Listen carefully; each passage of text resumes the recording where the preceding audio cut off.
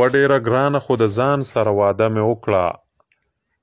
ډېره ګرانه خو د ځان سره واده مې وکړه زړه به نور ستا نه صبرومه حوصله مې وکړه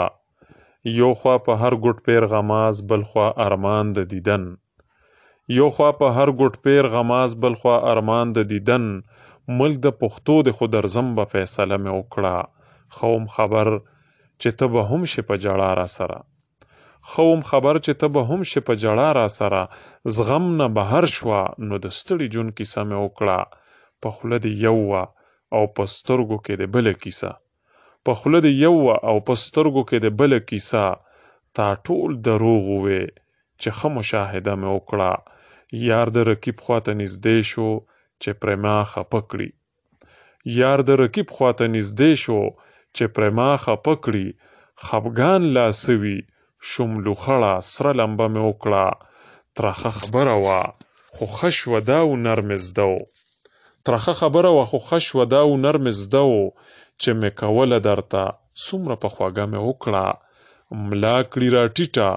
خو د غم پیټې په سر وسیتل ملا کړي را ټیټه خو د غم پیټې په سر وسیتل درنیږي ورځ په ورځ په خپله تجربه مې وکړه فیضه د ژوند هر یو پړاو راته د جنگ میدانو فیضه د ژوند هر یو پړاو راته د جنگ میدانو پړ چاته نشم په نرتوب مقابله مې وکړه قدرمن اوریدونکو سلامونه او نیکی هیلې سردار یوسفزی یم او پروګرام ادبي محفل کې ستاسو په درانه خدمت کې حاضر یم د ادبي محفل پروډوسر دی محترم محمد امین بنګش نن یو وار بیا د زیارت ماسخوتن باندې ستاسو په درانه خدمت کې یو ډیر قدرمن میلمه سره حاضر یو قدرمن میلمه څوک دی یقینا چې زموږ زیاتره اوریدونکو به ته پته لګېدلي چې زمونږ د نن قدرمن میلمه کم شعرونه چې ما په آغاز کې ووې نو د دې شعرونو خالق محترم فیض ګدون صاحب محترم فیض ګدون چې پښتو ادب کې په فیض ګدون پیژندلې او بللی شي خپله نامه فیض محمد خان ده او په صوابع ګدون کې په یو درنه کورنۍ کې پیدا شوی د محترم قریش خان بابا یو ډیر لوی قومي مشر قومي لارښود ډیر لوی شخصیت په دې حوالو سره پروګرام کې خبرې کیږي پروګرام کې به د محترم فیض ګدون ادبي ژوند په حوالې سره د دوی د ستړي ژوند کیسه به هم د دې د خولې نه اورو نو ډیره زیاته مننه محترم فیض ګدون صاحب تاسو وخت وباسه زموږ ادبي محفل او د ریډیو پاکستان اسلام آباد بهرنو نشریاتو پښتو څانګې اوریدونکي تاسو اوري نو مننه به زه نور ستاسو د اوریدونکو ترمنځ پاتې کېدل نه غواړم د خپل ژوند کیسې نه مخکې په آغاز کې د خپل ابتدایي ژوند کیسه وکړئ د خپل زیږون نیټه چېرته پیدا شوې کومه کورنۍ کې پیدا شوې سردار یوسفزي ورور ستاسو د پروګرام پروډیوسر ښاغلی امین بنګش صاحب ډېره مننه کوم چې دا موقع یې راکړه چې تاسو سره او د ریډیو پاکستان د ایکسټرنل سرویس اوریدونکو سره خپله پیژندګلي وکړم د خپل ژوند په باب لا ورسره خبرې وکړم سردار یوسفزي صاحب څنګه چې تاسو ووایي زما نوم فیض محمد بلکې په سرکاري کاغذونو کې فیض محمد خان دی خو زیاته پیژندګلي زه د فیض ګدون په نامه باندې لرم زه په کال 1961 کې د ګدون په دیول کلی کې د یو ډیر سیاسي او قومي مبارز قریش خان په کور کې پیدا شوی ما زمونږ ګدون تر کال 1950 پورې یو آزاد سیمه وه او د دې خپل یو نظام و د زندګۍ خو پته نشته دی چې د څه وجوهاتو له کبله حکومت دا په پاکستان کې ضم کړه نو زه چې کله بیا داسې د 15 کالو خواوشا عمر ته رالمه دغه وخت پورې زمونږ کلي کې بیا سکول جوړ شوی او یو استاد و پکې په یو کچه کوټه کې په ځمکو مونږ ناستو نو څلورم جومات ما د هغه سکول نه پاس که او بیا زمونږ په ګدون کې واحد یو های سکول و، ګورنمنټ های سکول کابګني، چې اوس هایر سیکنډري سکول دی. د هغې نه ما په کال 1989 کې 10 پاس کړ، او بیا وروسته ما 12 چې دی دا د صوابۍ د سر صاحبزاده عبدالقیوم خان پوسټ ګریجویټ کالج نه 12 وکړو. خو دا هغه زمانه وه چې کله د کال 89 انتخابات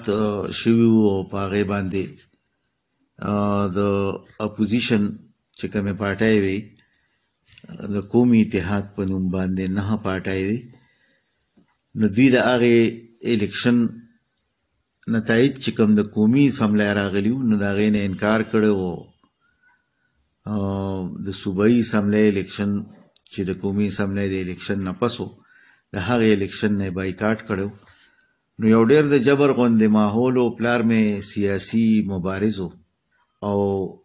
د عوامي نیشنل پارټۍ په سیټ باندې هغه دغه وخت کې د صوبایي اسمبلی امیدوار و. هغه وخت کې دا نیشنل ډیموکریټک پارټي وه،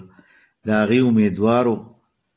په داسې حالاتو کې بیا هغه سبق چې و نو څه نیم ګوړې ځکه چې مشران وروڼه مې د کلي نه بهر وو، او زمونږ په خاندان کې بل داسې څوک نو چې زمونږ د هغه دیرې د میلمنو د غم او ښادو خیال یې ساتلی وي. تاسو ته مې ووایي پلار خو مې سیاسي مبارز و، هغه خو به کله یو ځای او کله بل ځای. خو به هر حال ما 12 د هلته نه پاس که، خو بیا زما په تعلیم کې یو وقفه راله، ځکه چې څنګه مې درته ووایي یوازې ومه، او د پلار مې هلې ځلې ډېرې زیاتې وي. کلي کې موجودګي زما مجبوري وه بیا، ځکه نو بیا ما ډېر وروستو 14 چې دی نو هغه بیا د پنجاب یونیورسټۍ نه وکړو. مننه فیض ګدون صاحب، ډېره زیاته مننه. د دې نه وړاندې چې مونږ ورشو او تاسو د ادبي ژوند په حوالې سره خبرې وکړو، او تاسو د بابا ذکر وکړو، یقینا د قریش خان بابا نامه څوک به د هغې نه اشنا نه وي، څوک به د هغې د کار او زیار، هغې چې کوم پاک سیاست کړی، د قوم خدمت یې کړی. نو زه غواړم چې ستاسو د ادبي ژوند باندې خبرو اترو نه مخکې د بابا په حوالې سره بهتره به وي چې تاسو موږ سره خپل خیال شریک کړئ، چې د بابا مبارزه د قوم دپاره، د علاقې دپاره د هغې خدمات، په دې باندې زمونږ اورېدونکي خبر کړئ. نه سردار یوسفزي ورور، د خپل پلار قریش خان په باره کې د خبرې کولو نه اول که دا کیسه زه د خپل نیکه نه لږه را روانه کړم، نو معلوماتو کې به هم اضافه وشي. تاریخي واقعیات دي. زما نیکه د 15 کالو په عمر کې د ډېرې غریبۍ او د بېوزلۍ په حالاتو کې چې زمونږ د ګدون وچې ځمکې وې د بارانه، که باران به وشو فصل به وشو کني، او د هغه زمانې څه خوارې ځمکې وې، فصلونه چېرته و، نو کات هم راغلی و، حالات ډېر خراب و. نو نیکه مې په داسې حالاتو کې د کلي نه وتلی و. نو په منځ کې پکې ډېرې کیسې دي، خو به هر حال هغه په هغه وخت کې امریکې ته رسېدلی و، او بیا په امریکا کې هغه 15 کاله په یو مخ باندې تیر کړي و. په دې دوران کې کلي کې د هغه مور پلار هم مړو، د هغې تمه ختمه شوې وه چې ګنې حبیب خان به واپس راشي، ځکه چې دی خو ورک و، هېڅ چاته یې هېڅ قسم معلومات نه و. خو امریکې کې واده کړی و، هلته کې 3 بچي و، 2 یې زامن و، 1 یې لور وه. خو 15 کاله وروستو چې هر څه چل شوی دی، او د ده په زړه باندې د خپل وطن یادونه راوورېدل، نو واپس راغی. چې راغی نو څه د ډېر بې حده مال او دولت سره راغی، او چې د کلي نه تنو هم ولا چا د غریبۍ پیغور ورکړی، نو دی ویلي و چې هله به راځم چې صندوقونه د پیسو ډک راړم.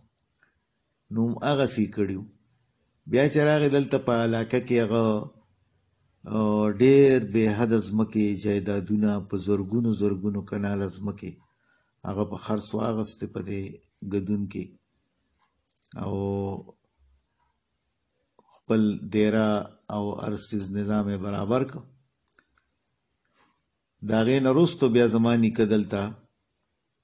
بل واده وکړو چې د هغې نه بیا وله خدای یو زما پلار او 2 لوڼه ورکړې. نو په امریکا کې چې د لوري کم نوم و نو هغه بیا په کلي کې هم په خپله لور هغه نوم کېښود او امریکا کې د زوی نوم قریش خان و. نو دلته هم دې زوی له هم قریش خان نوم کېښود. خو په دغه وخت کې د انګریزانو یو ډېر لوی جبر و په دې علاقو کې. نو هغوی هغه وخت کې هم دا غوښتل چې دا ګدون چې دی دا په حکومت کې ضم کړي، خو خلکو انکار کوو. نو بیا یوه جرګه وشوه چې په هغه جرګه کې زموږ د ګدون خلکو دا خبره ونه منله. نو هغه انګریز ډیپټي کمیشنر چې کوم و نو په جنډه کې د خان بهادر په ځای کې د جنډې خان بهادر صاحب نوم یې رانه هیر دی دا جرګه کېدله. نو هلته زما هغه نیکه هم په جرګه کې ناست و. دغه انګریز ډیپټي کمیشنر په انګریزۍ کې څه کنځلې منځلې وکړې. نو عام خلک خو پای پوه نه شو سوا د هغه دغه خپلو خلکو نه یا د خان بهادرانو نه. خو دې زما نیکه خو 15 کاله امریکا کې تیر کړي. نو بس دی راپاڅېد او د هغه انګریز ته بلا کنځل وکړه، بلا کنځلې یې ورته وکړې. په دې وجه باندې هغه هغې ګرفتار کا او بیا 1.5 کال په جیل کې و. بیا په جیل کې ورته فالج شو. د هغې نه وروستو چې راووته نو بیا 6 میاشتې پس هغه وفات شو. نو دغه وخت کې زما د پلار عمر چې و نو هغه 8 کاله و. نو پلار خو مې دغه ډېر کم عمر کې یتیم پاتې شو. خو چې کله لږ را لوی شو نو او بیا په کال 1950 کې حکومت زموږ د علاقه په پاکستان کې ضم کوله. نو په دغه وخت زما پلار د قوم د یوې ډېرې غټې جرګې سره یو کلي ته لېږلی او په دغه کلي باندې دا فوج راوخته او زما پلار یې هلته وویشته. ډېر شدید زخمی شو. بیا د زخمی کېدې نه وروستو هغه 14 کاله قید شو او دغه وخت کې خپل عمر 18 کاله چې 14 کاله قید شو. خو د هغه قید په دوران کې د هغه پلار مې وی چې دا ټول خدایي خدمتګاران هغه وخت پېښور په جیل کې وو چې په هغې کې قاضي عطاالله خان او د مانیره فردوس خان کاکا او عبدالعزیز خان کاکا او غنی خان او داسې ډېر ګڼ مشران د پېښور په جیل کې وو. نو بس پلار مې وی چې هغې سره زما هغه څه موده تېره شوه او هغې کوم زما سیاسي تربیت وکړو نو په هغې باندې وی چې هغه زما په ټوله زندګۍ راخور شو. بیا د هغې نه وروستو هغه قید خو ورته 1-2 کاله پس معاف شو. خو چې راووته نو مکمل خدایي خدمتګار او سرخ پوش ترې جوړو. بیا کله چې په کال 1954 کې انتخابات کېدل نو هغې کې زما پلار په برخه واخیسته او په هغه وخت کې په ډېر کم عمر کې هغه د مغربي پاکستان اسمبلی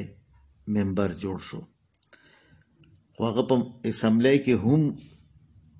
د هغه قبایلي سیټ باندې د راتلو باوجود هغه خپل ووټ چې دی نو هغه د باچا خان ورور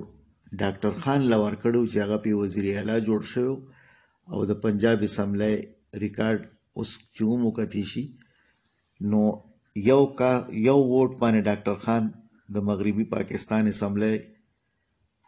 وزیر اعلی جوړ شوی او دغه یو ووټ هغه له زما پلار ورکړو چې د هغه یو ووټ دپاره ورته مسلم لیګ په هغه وخت کې د 1,00,000 روپو او د یو موټر آفرز کړي خو هغه نو خرڅ شوی او د هغې ورځې نه راواله تر د مرګه پورې نه هغه چا خرڅ شو، نه هغه چا ته ټیټ شو، نه هغه د چا خبره ومنله، نه هغه د چا د قامي مبارزې نه هغه چا په شا نه کړی شو. وهل یې وخوړل، په ګولو ولګېده، څو ځله جیلونو ته لاړه، خو هغه به د پښتون کام خبره کوله او هغه به د خپل سر په قیمت د پښتون کام خبره کوله. نو هغه خو ډېر لوی سیاسي او قومي مبارز او خلک پرې نه ډېر زیات مین وو، ځکه چې یو ډېر ملنګ غوندې انسان و. نو خپلې ځمکې به یې خرڅولې او سیاست به یې کو، جلسې، جلوسونه، جرګې، مرکې، غریبانانو سره منډې ترړې. نو په خپلې ځمکې به یې خرڅولې، نو په زرګونو کنالونه ځمکې یې خرڅې کړې او یقین ولره چې بس مونږ یې مجبور دا کړو چې اوس بس نوکرو ته یې کېنولو. خو په دې فخر لرو، ناز لرو چې پلارم یو ډېر لوی قامي مبارز او د هر قسم داغ او د هر قسم الزام نه پاکو. نو دا زمونږ دپاره ډېره د ویاړ او د افتخار خبره ده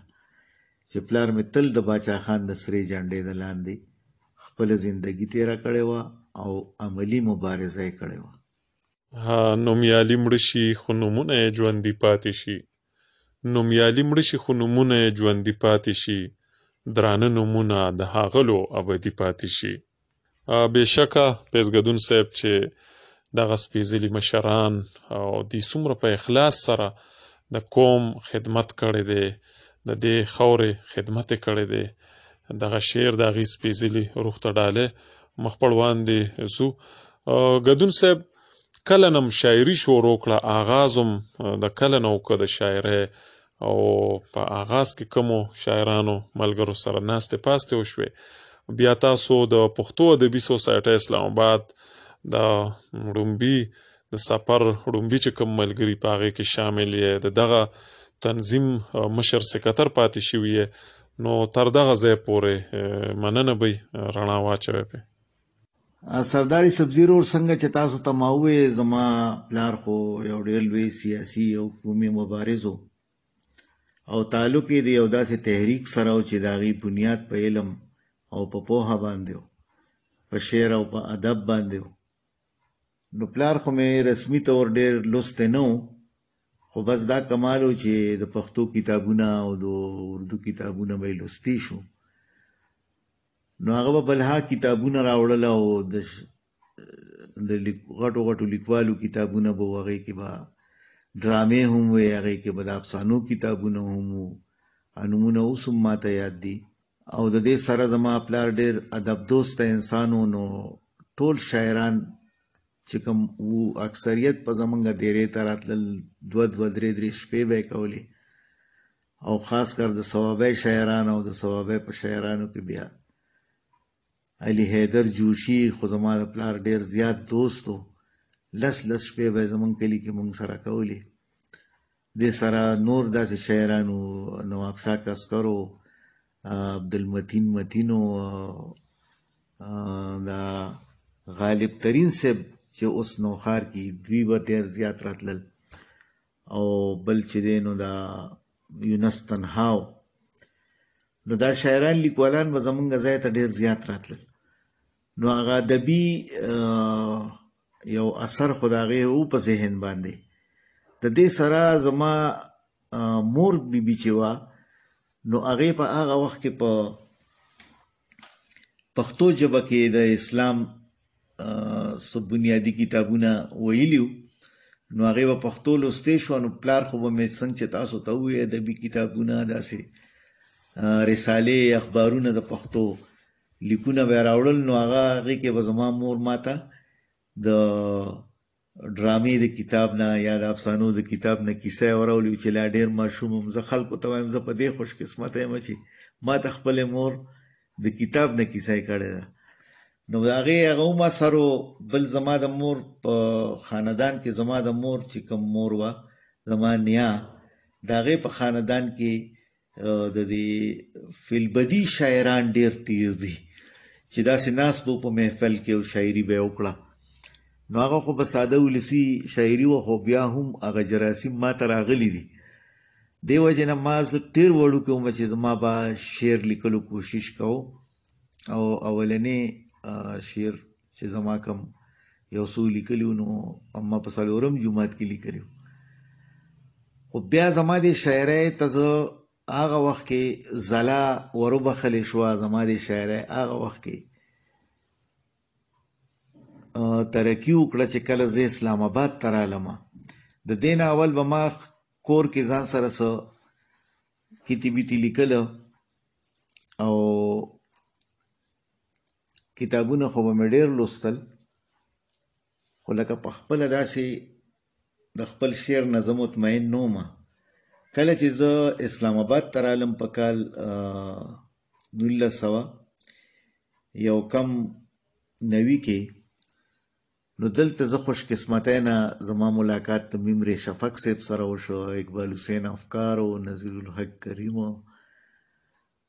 دا ټول ملګري په 255 اے وی ورته وی 255 اے دا کوارټرو په دې کې نذیر شفق صاحب او افکار به اوسېدل او شفق صاحب له به د ټولې پښتونخوا د جنوبي سویلي پښتونخوا د جنوبي پښتونخوا نه د شمالي پښتونخوا نه لوی لوی شاعران او لیکوال راتلل نو زه اکثر دا خبره کوم چې د شفق صاحب کوارټر 255 اے زما لپاره د یونیورسټۍ نه کم نه دی ما د هلته نه ډېره زده کړه کړې ده نو هلته نه چې زما شاعرۍ بیا کوم سټارټ واغسته نو هغه بیا تر ننه را روان دی او په دې کې زه دا منم چې د پښتو ادبي سوسایټۍ ډېر لوی کردار دی د هغې د ملګرو او په هغې کې ما ډېر څه د دې نه زده کړي دي چې یوازې نه صرف شاعري بلکې نوره هم مطالعه یا تاریخي یا سیاسي یا دا ټول معلومات زیات برکت ته هغه ځای د ناستې ولاړې دی او زه د پښتو ادبي سوسایټۍ سیکرټري جنرل هم پاتې یم دا اعزاز هم راته حاصل دی نو سردار خبرې ډېرې دي او ستاسو وخت کم دی نو بس لنډې لنډې به ووایو نو ډیره مننه محترم فیض ګدون صاحب بېشکه ستاسو ادبي خدمات دومره اوږد ادبي ژوند بېشکه د ستایلو وړ دی دا پوښتنه لږ شان ستاسو د ذاتي ژوند په حوالې سره ده ستاسو د بچو په حوالې سره بېشکه تر کومې چې ماته پته ده ستاسو زامن په خاص توګه چې چرته دي د خلکو په کار راځي د خلکو لپاره اسانۍ پیدا کوي نو د هغې په حوالې سره ووایه قدرمنو اورېدونکو ته کم ځای دي او څه مصروفیات لري او په هغې کې هم ماشاءالله یو پکې د اردو د پښتو شاعري هم کوي ورسره پینټینګ کوي ډېر ښه آرټسټ دی نو په دغه حوالې سره قدرمنو اورېدونکو ته ووایي سردار یوسفزي دا خو تاسو یو ډېره ښه پوښتنه زما نه وکړه ګوره وروره د هر چا د زندګۍ څه ډېر غټ ارمانونه د چا څه ارماني د چا څه ارماني څه پکې ډېر په اوچته درجه باندې ارمان وي نو زما د اوچتې درجې ارمان دا و چې زما بچي زما په ژوند باندې اعلی تعلیمي یافته شي او دې سبقونه وي د شعور او د پوهې خاوندان شي نو الحمدلله زه الله تعالی په خپل دغه مقصد کې کامیاب کړم او زما 4 بچي MSc پاس دي او ټول په ښو نمبرو په ښو پوزیشنونو کې پاس دي یو زوی زما اوس چې دی هغه په 12م کې سبق وایي او لور مې و د هغې قسمت کې زرد واده لیکلی شوی و نو د هغه غریبه واده شوه خو د هغې په هغه تعلیم باندې زه ډېر خفه ځکه پاتې شوم چې ډېره زیاته قابله وه او هغې په 10م جومات کې خپل سکول ټاپ کړی په G94 کې هغې خپل سکول ټاپ کړی خو د هغې قسمت کې نور نو باقي زما 4 بچي MSc دي یو اوس په 12م کې سبق وایي زما مشر زوی په 18 ګریډ کې 18 ګریډ کې په ایسوسییټډ پریس اف پاکستان کې د سوشل میډیا مشر دی. ورپسې زما بل زوی اسد ګدون چې هغه نیوز ایډیټر دی، هغه هم په دغه اداره کې په ایسوسییټډ پریس اف پاکستان کې په 18 ګریډ کې 17 ګریډ کې افسر دی. ورپسې زما دریم زوی چې دی نو دا په اسلام آباد کې یو پرایویټ هسپتال دی، علي میډیکل سنټر، د هغې ایډمنسټریټر دی. څلورم زوی زما اوس MSc وکړه نو لا خو په کور اوزګار ناست دی. خو زما دا بچي چې دي نو زما خپله ځاني یو فطري طور یو زما خپل وینه کې دا شی غږلی دی، خدمت کول د الله تعالی د مخلوق او د انسانیت. نو زما خپلو بچو ته هم دا نصیحتونه چې بچو چې څومره درنه کیږي نو د خپلو ولس او د خپلو خلکو خدمت کوئ، هغې ته لاره سموئ او هغوی ته چې کوم دی نو اسانتیاګانې پیدا کوئ. نو الحمدلله زما زامن زما په دغه نصیحت مکمل عمل پیرا دي او خاص کر دا په علي میډیکل سنټر کې چې دی نو دی خو ډېر زیات خدمت ته خلکو کوي. نو زه هم ته خوشحاله یم او زه خو په خپل هر مونځ کې د خپل بچو دپاره دا دعا غواړم چې یا الله زما بچو په زړونو کې د انسانیت او د مخلوق ته خدمت جذبه واچوي او الله تعالی دې د حرامې ګټې نه او د غلطو پیسو ګټلو نه وساتلی شي. نو زما هر وخت دا دعایي. نو الحمدلله د خپلو بچو د طرف نه زه ډېر مطمئن یم او زما یو زوی خو پکې څنګه چې تا ووایي شاعر هم دی، په پښتو اردو دواړو ژبو شاعري کوي، آرټسټ هم دی، پینټینګز کوي او خوشحاله دی په دې چې په هر غزل کې نظم کې که په اردو دی که په پښتو دی نو د غریب ولس ذکر پکې خامخا دی. او بس خپل کوششونه هم کړي دي چې په اسلام آباد کې هم خپل بچي سوچه پښتانه رالوی کړي دي. مننه فیض ګدون صاحب، الله هم بچي لره. د وخت ډېر زیات کمی دی او مونږ خبرې خو ډېرې وکړې، ستاسو کلام په آغاز کې او ما څه شعرونه ویلي دي، نو مننه به چې قدرمنو اورېدونکو ته خپل کلام وړاندې کړې. یو غزل به ستاسو په خدمت کې وړاندې کړم. هر مازیګر د بام په سر چې ننداره جوړه شي، یو ورځ به وي د زړه له تاوه به لمبه جوړه شي. هر مازیګر د بام په سر چې ننداره جوړه شي، یو ورځ به وي د زړه له تاوه به لمبه جوړه شي. خبرې سترګو کې کوه د پښتنو وطن دی، دلته د لږ څه نه هم لویه معامله جوړه شي. او دغه ارمان